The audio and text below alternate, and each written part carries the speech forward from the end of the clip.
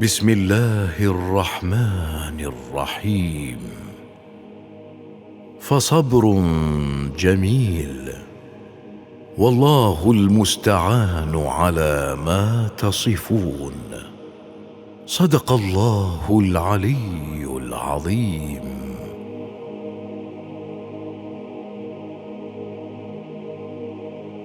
ظلم کرنے کی جو ظالم کو اجازت ہوگی، جان لوگوں کی نہ ہرگز بھی سلامت ہوگی۔ وقت بدلے گا کبھی ہم کو یقین ہے اس کا، جیسے کرتے ہو تمہاری بھی مدارت ہوگی۔ حق تمہارا ہی نہیں ہم پہ حکومت کرنا، اب مقدر میں ہمارے ہی حکومت ہوگی، اب مقدر میں ہمارے ہی حکومت ہوگی۔ السلام علیکم۔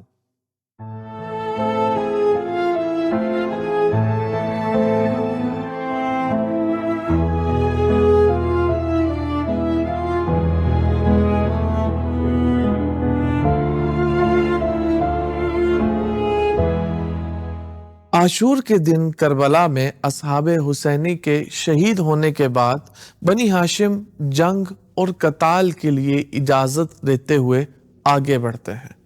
سب سے پہلے جناب علی اکبر نکلے اور سینکڑوں دشمنوں کو تیغ کرنے کے بعد اپنے بابا کے پاس واپس آئے اور کہا، بابا جان پیاس کی شدت سے جاں بلب ہوں اور لوہے کے وزن نے مجھے تھکا دیا ہے۔ امام نے فرمایا، بہت جلد تم اپنے جد رسول خدا سے جا ملو گے، جو تمہیں اپنے دائمی جام سے سیراب کریں گے، جس کے بعد تمہیں پیاس کی شکایت نہیں ہوگی۔ پھر جناب علی اکبر میدان جنگ میں واپس گئے اور لڑتے رہے یہاں تک کہ شہید ہو گئے۔ امام اپنے بیٹے کے سرہانے پہنچے اور بیٹے کا سر آغوش میں لیتے ہوئے کہا، تمہارے بعد اس دنیا پر خاک ہے۔ پھر جناب مسلم بن عقیل کے بیٹے اور امام حسن بن علی کے بیٹے میدان جنگ میں جاتے رہے اور یکے بعد دیگر اپنے امام کے قدموں میں بقائے دین کی خاطر شہید ہوتے گئے۔ آخر میں آپ کے بھائی جناب عباس علیہ السلام نے امام سے جنگ کی اجازت طلب کی، لیکن امام نے خیام میں پانی لانے کی شرط سے بھائی کو میدان میں جانے کی اجازت دی۔ آپ نہر کے جانب بڑھے اور مشکیزہ پانی سے بھر لیا، لیکن خیام کی طرف واپسی پر آپ کا دایاں ہاتھ قلم کیا گیا۔ آپ نے مشکیزہ بائیں ہاتھ میں لیا، لیکن دشمن نے آپ کا بایاں بازو بھی قلم کر دیا۔ آپ نے مشکیزے کو دانتوں میں دباتے ہوئے خیام کی طرف جانے کی کوشش کی، لیکن ایک تیر مشکیزے پر بھی جا لگا اور آپ کی آس ٹوٹ گئی۔ آخر میں ایک شکی نے آپ کے سر پر ایک گرزے گراں سے حملہ کیا، جس کے سبب آپ کٹے ہاتھوں زمین کربلا پر تشریف لائے۔ بلند آواز سے اپنے آقا کو یاد کیا، السلام علیک یا ابا عبداللہ۔ امام حسین فوراً سہانے پہنچے، آپ کا سر آغوش میں لیتے ہوئے فرمایا، الآن انکسر ظہری وقلت حیلتی۔ امام تنہا رہ گئے، اپنے شیرخوار بیٹے علی اصغر کو اتمام حجت کے لیے میدان میں لے گئے۔ دشمن کو مخاطب کر کے کہا، تم نے میرے اصحاب اور میرے اہل خاندان کے مردوں کو قتل کر دیا ہے، لیکن یہ بچہ پیاس سے جاں بے لب ہے، اسے پانی پلا دو۔ اس دوران ہرملہ نے اس شیرخوار کو 3 پھل کے تیر سے شہید کر ڈالا۔ امام نے بچے کے خون کو اپنے ہاتھ میں لیا، اسے آسمان کی طرف پھینکا اور فرمایا، جو مصیبتیں مجھ پر نازل ہوئی ہیں وہ میرے لیے صبر آزما ہیں، چونکہ وہ ہے جو خدا چاہتا ہے۔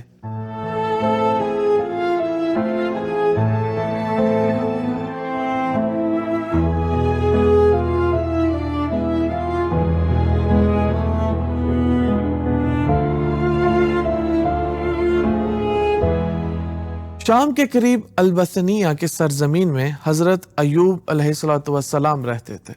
وہ خدا کے شکر گزار بندے تھے۔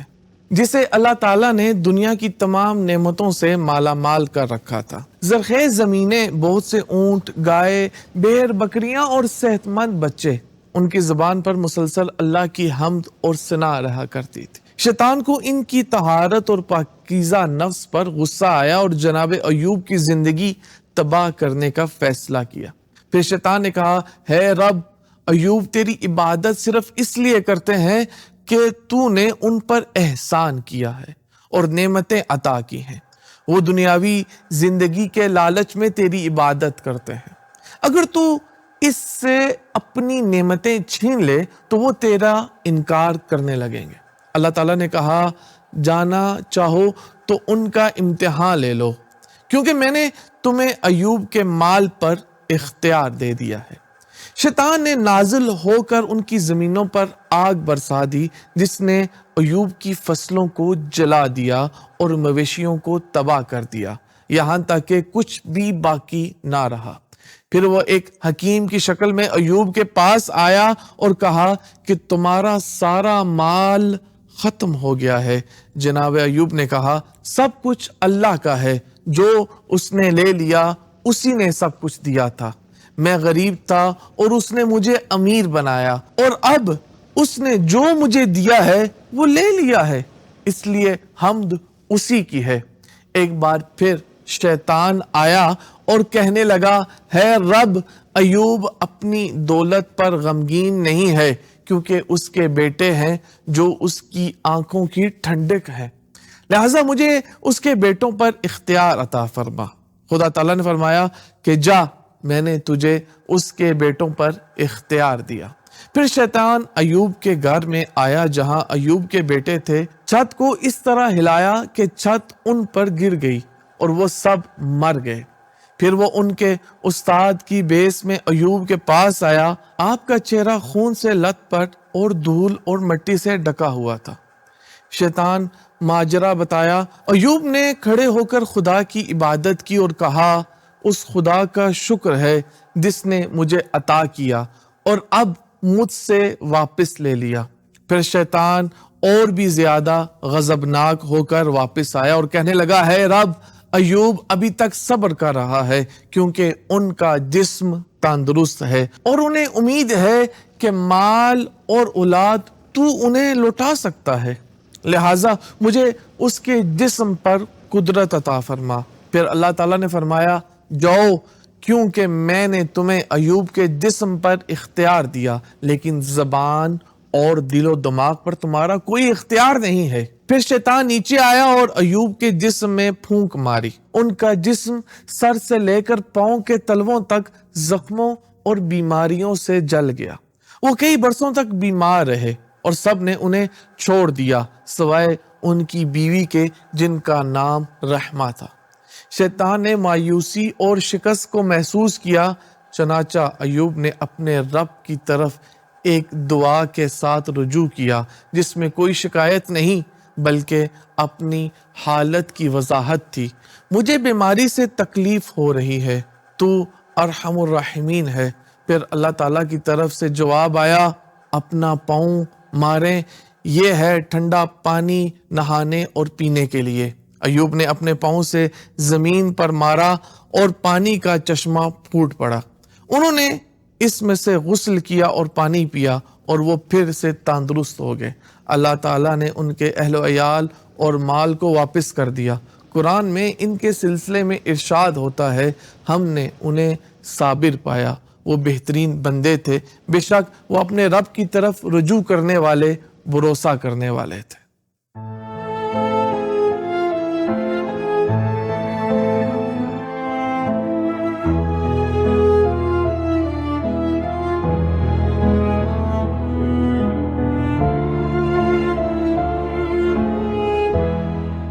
عبداللہ بن ابی یعفور امام جعفر صادق علیہ السلام کے اصحاب میں سے تھے۔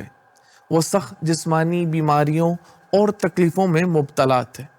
ایک دن چھٹے امام کی خدمت میں پہنچے درد شدت اختیار کر چکا تھا۔ امام سے اپنی حالت کی شکایت کی اور کہا کہ میں آپ پر قربان ہو جاؤں، میں ایسی تکلیف میں مبتلا ہوں کہ اگر ان پتھروں میں سے ایک پتھر لگ جائے تو وہ بکھر جائے گا۔ آپ نے فرمایا، ہے ابن ابی یعفور، اگر مومن کو معلوم ہوتا کہ اس کی بیماریوں میں اس کے لیے اجر لکھا جائے گا تو وہ تمنا کرتا کہ کاش اسے کینچی سے کاٹا جاتا، یعنی کاش اس کے جسم کو کینچی سے ریزہ ریزہ کر دیا جاتا۔ عبداللہ بن ابی یعفور نے کہا، میں آپ پر قربان ہوں، اس کے بعد میں کبھی کسی قسم کی شکایت نہیں کروں گا۔ ایک مدت کے بعد عبداللہ بن ابی یعفور شدید بیمار ہو گئے۔ ان کے کچھ ساتھی ان کی عیادت کے لیے گئے اور انہیں تشویشناک حالت میں پایا۔ ان میں سے ایک نے کہا، خدا سے دعا کرو کہ وہ تمہارے لیے آسانیاں پیدا کرے۔ عبداللہ بن ابی یعفور نے اس کی طرف دیکھا اور کہا، بے شک میں جس حالت میں ہوں اس کا بہت بڑا اجر ہے۔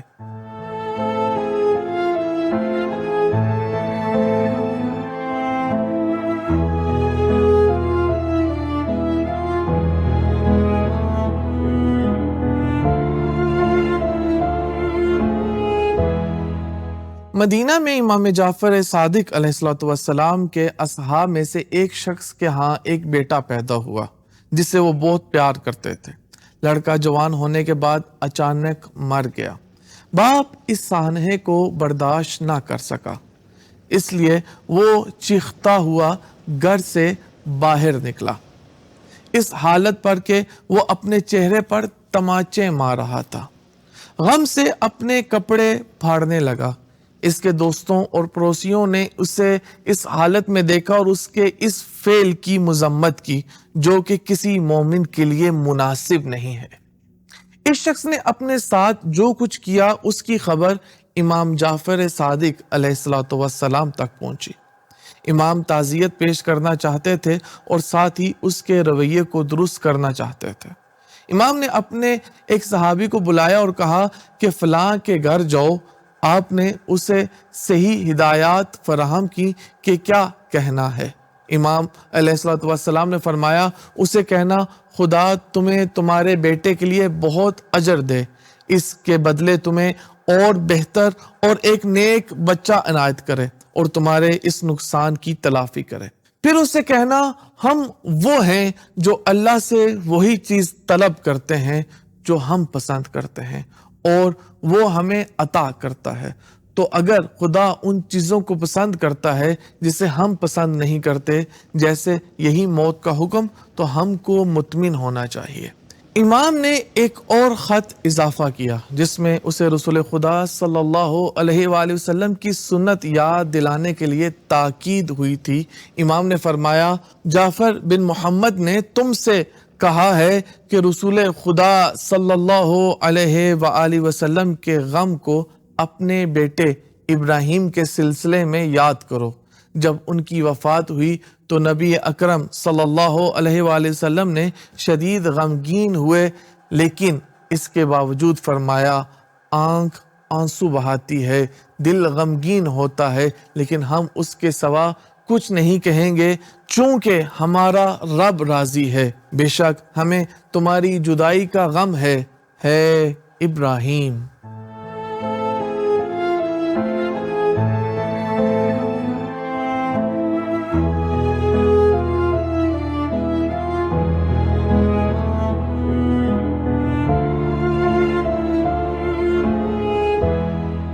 اعوذ باللہ من الشیطان الرجیم، بسم اللہ الرحمن الرحیم۔ کربلا عملی زندگی کے وہ مظاہرے اور وہ نمونے اور اسوے پیش کرتا ہے کہ اگر انسان کربلا پر غور و خوض کرے اور دقت کرے تو اسے کہیں اور سے درس لینے کی ضرورت نہ پڑے۔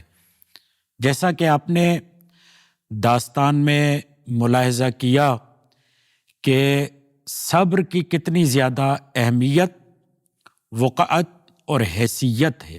پروردگار عالم نے معاشرے کی حیات اور معاشرے میں حرکت اور تنظیم اور اتحاد پیدا کرنے کے لیے لوگوں کو یہ حکم دیا کہ یا ایھا الذین آمنوا تعاونوا علی البر والتقوی، اے لوگوں ایک دوسرے کے ساتھ تقوی اور نیکی میں تعاون کرو۔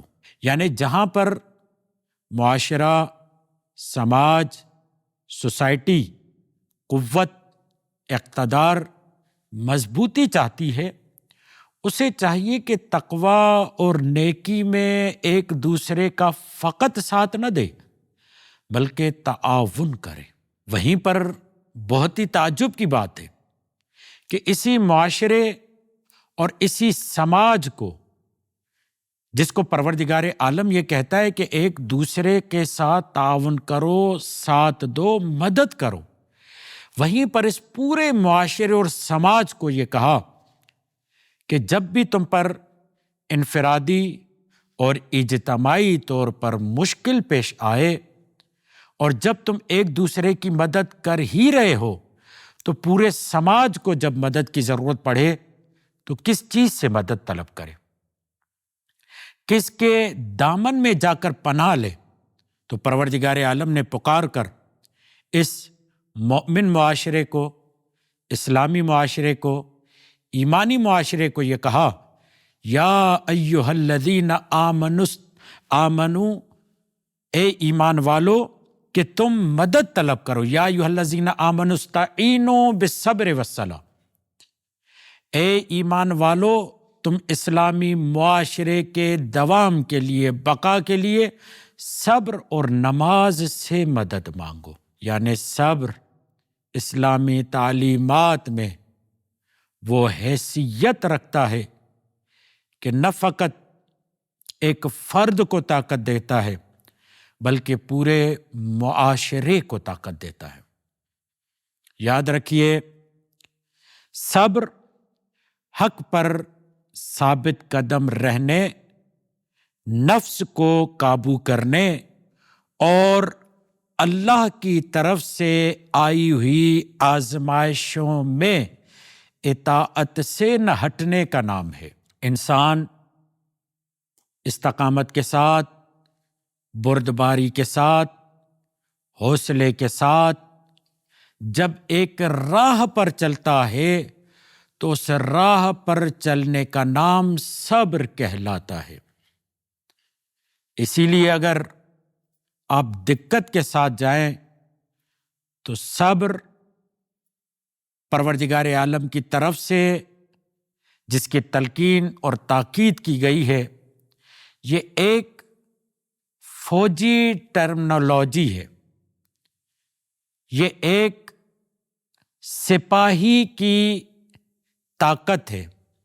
جب سپاہی کو یہ کہا جاتا ہے کہ تم ثابت قدم رہو تو اس کا مطلب یہ ہے کہ اسے کہا جاتا ہے کہ تم صبر کرو۔ مثلا ایک انسان یہ چاہتا ہے زیب و آرائش اور زینت کے لیے اپنے ہاتھ پر، اپنے بازو پر، اپنے بدن کے کسی عضو پر ٹیٹو بنوائے، تو جب اس کی کیلیں اور نوکیں اس کے بدن میں لگتی ہیں، اگر وہ چیخ و پکار کرے تو وہ ٹیٹو بنانے والا اسے یہ کہتا ہے کہ تم اگر صبر نہیں کر سکتے تو کیوں زیب و زینت کی توقع رکھتے ہو؟ یاد رکھیے گا کہ اس ٹیٹو بنانے والے کو درد بھی ہوتا ہے، تکلیف بھی ہوتی ہے، مگر اس تکلیف کو برداشت کرتے ہوئے جب وہ اس مرحلے سے گزرتا ہے اور اس مرحلے کو بردباری کے ساتھ طے کرتا ہے تو اسے صبر کہتے ہیں۔ ثابت قدمی کے ساتھ وہ ڈٹا رہتا ہے۔ اسی لیے پروردگار عالم نے کہا یا ایھا الذین آمنوا استعینوا بالصبر والصلاۃ۔ جب معاشرہ، جب سماج دردوں میں مبتلا ہو جائے تو ان دردوں سے بھاگنا نہیں ہے، ان مشکلات سے بھاگنا نہیں ہے، ان مصیبتوں سے بھاگنا نہیں ہے، بلکہ ان مصیبتوں کا ڈٹ کر مقابلہ کرنا، اسے صبر کہتے ہیں۔ اسی لیے ہمارے سامنے یہ مثال پیش کی جاتی ہے۔ بہت سارے لوگ ہیں جو کہتے ہیں کہ رونا صبر کے خلاف ہے، چیخ و پکار کرنا صبر کے خلاف ہے۔ رونا اور چیخ و پکار کرنا صبر کے خلاف نہیں، بلکہ جس راہ میں سے رونا آ رہا ہے اس راہ کو ہی چھوڑ دینا صبر کے خلاف ہے۔ جس راہ پر اسے تکلیف آ رہی ہے اس راہ کو چھوڑ دینا یہ صبر کے خلاف ہے۔ ورنہ تو رسول خدا نے جناب ابراہیم فرزند رسول کے انتقال پر خود رسول خدا نے روتے ہوئے یہ جملہ کہا کہ میرے لخت جگر ابراہیم، آپ کے جانے سے دکھ تو ہے، مگر اس راہ پر ثابت قدم رہوں گا۔ آنکھیں رو رہی ہیں مگر صبر کا مظاہرہ کروں گا اور خدا کی بارگاہ میں شکوہ نہیں کروں گا۔ شکوے کا نہ کرنا، خدا کی راہ پہ چلتے رہنا، اسے صبر کہتے ہیں۔ مشکلات میں دین پر قائم رہتے ہوئے خدا سے جڑے رہنا، اسے صبر کہتے ہیں۔ اس لیے بعض لوگ یہ سوال کرتے ہیں کہ شاید گریہ، رونا، ماتم یہ صبر کے خلاف ہے۔ ماتم کرتے ہوئے شہادت کی راہ کو نہ چھوڑنا یہ عین صبر ہے۔ ادھر سے بم بلاسٹ بھی ہو رہا ہے، یہ ماتم بھی کر رہا ہے اور علم کو بھی ہاتھ سے گرنے نہیں دے رہا، یہ صبر کا بہترین مظاہرہ ہے۔ اس سے بڑھ کر کون صبر کرے گا؟ اسی لیے جب علماء نے صبر کی کیٹیگریز بنائی، صبر کے درجات بنائے تو 3 بنتے ہیں۔ نمبر 1، اطاعت پر صبر۔ کتنا مشکل ہے نا نیک راہ کو ثابت قدمی کے ساتھ قائم رکھنا، مسلسل صدقہ دیتے رہنا، مسلسل نماز پڑھتے رہنا، مسلسل سچ بولتے رہنا، مسلسل وعدہ وفا کرتے رہنا، مسلسل امانت داری اور امانت میں خیانت نہ کرتے رہنا، یہ بہت مشکل رہا ہے۔ مسلسل اس پہ چلنا یہ صبر ہے۔ معصیت کے ترک کرنے پر صبر۔ بہت سارے دوستان گناہ میں لذت بہت ہے، مگر اس کو ترک کرے تو اس ترک کرنے پر جو شیطان کی طرف سے وسوسے آتے ہیں ان وسوسوں کی پرواہ نہ کرتے ہوئے توبہ نصوحہ پر ثابت قدم رہنا، اسے صبر کہتے ہیں۔ گناہوں کی طرف متوجہ نہ ہونا، اسے صبر کہتے ہیں۔ گناہوں کی ترغیب ہوتے ہوئے گناہوں سے دور رہنا، اسے صبر کہتے ہیں۔ اس لیے روایت کے یہ جملے ہیں، اتقوا مواضع التہم، یہ بھی صبر کی بہترین تعریف ہے کہ تم ان جگہوں کی طرف سے بھی نہ گزرو کہ جہاں پر تمہیں گنہگار بنا دیے جانے کا شائبہ ہو، یہ بھی صبر ہے۔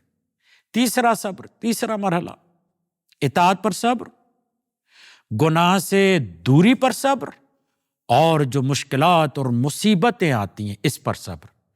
توجہ فرمائیے میرے دوستو، یہ دنیا دار ابتلا ہے، یہ دنیا دار آزمائش ہے۔ ہر صورت میں امتحان میں ہے انسان۔ نعمتیں ہیں تو امتحان ہے، نعمتیں نہیں ہیں تو امتحان ہے۔ اسی لیے پروردگار عالم نے سورہ کہف میں ارشاد فرمایا، انا جعلنا ما علی الارض زینۃ لہا، جو کچھ زمین پر ہے وہ ہم نے اس کو زینت قرار دیا ہے۔ کیوں؟ اس لیے لنبلوکم ایکم احسن عملا، تاکہ تمہارا امتحان لیا جائے۔ اس امتحان کے مرحلے میں امتحان کے حال کو نہ چھوڑنا یہ صبر ہے۔ کوئی نعمتوں کے ذریعے سے صبر میں ہے، کوئی آزمائشوں کے ذریعے صبر میں ہے، کوئی سونا چمچہ لے کر پیدا ہوا ہے صبر میں ہے، کوئی کچھ نہ لے کر آیا ہے صبر میں ہے۔ یعنی یہ راہ ادامہ دیتے ہوئے لے کر چلنا، اسی کو صبر کہتے ہیں عزیزان محترم۔ حضرت ایوب کا یہی صبر تھا کہ دیکھتے ہیں شیطان نے کہا کہ یہ تمہارا بندہ ہے، شاکر بندہ ہے، ذرا دیکھتے ہیں اس سے مال لے کر دیکھو، اس سے عزت لے کر دیکھو، اس سے آبرو لے کر دیکھو، اس سے اولاد لے کر دیکھو، اس سے امت لے کر دیکھو، اس سے شاگرد لے کر دیکھو، معلوم تو ہو کہ صبر کرتا ہے کہ نہیں۔ مگر حضرت ابراہیم اللہ کا بندہ تھا، اللہ نے کہا ابراہیم شاکر بھی تھا، صابر بھی تھا۔ صبر یعنی اس نے اللہ کی راہ کو ایک لمحے کے لیے بھی نہیں چھوڑا۔ اور یوں ہی حسین نے کربلا میں اکبر کو دیا، عباس کو دیا، اصغر کو دیا، مگر اس راہ کو ترک نہیں کیا۔ دیکھنے والا یہ راوی یہ کہتا ہے جیسے جیسے حسین کی قربانیاں بڑھ رہی تھی، حسین کے چہرے سے جلال نکھر رہا تھا، نور الہی ابھر رہا تھا۔